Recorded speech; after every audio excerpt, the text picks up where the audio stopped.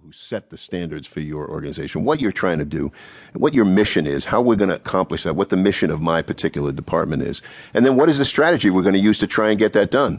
The strategy then informs whatever day in and day out tactics that you're going to be able to use to make that happen inside your business. There's a very good chapter in here that breaks those things down.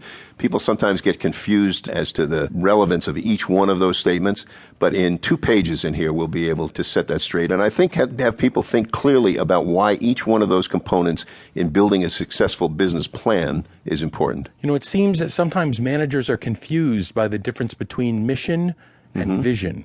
What are some of the most common mistakes that new managers make? Well, vision has to do with the broader view of what you want your company or your organization to be. And the mission is what you do with your resources, with your facilities, to get that to happen. Obviously, there's an awful lot of subjects in the book. You know, can you talk a little bit about what some of the others are and why those in particular might have been chosen?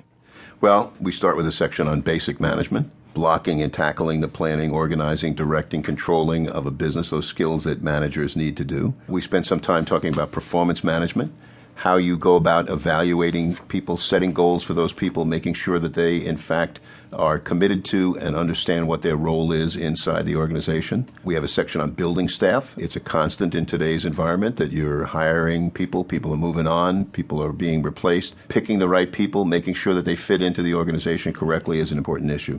You know, over the past few years, we've seen our project management practice at AMA grow dramatically, and I think that's because all of the conversation we've had about change and pace of change implies things outside the ordinary go on inside just about every aspect of an organization, and they tend to be called projects to address this, projects to address that.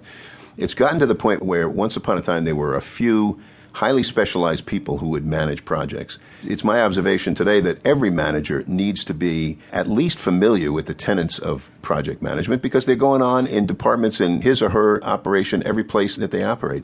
In fact, steady state environment has become more the exception rather than the rule. Projects go on a day in and day out basis in many different aspects. So we spend a good deal of time on project management. We talk about strategic thinking, how to think strategically outside the box. Somebody in your organization, and it better be you, needs to be thinking about the longer term, how you evaluate the longer term strategy for how we're going to get things done.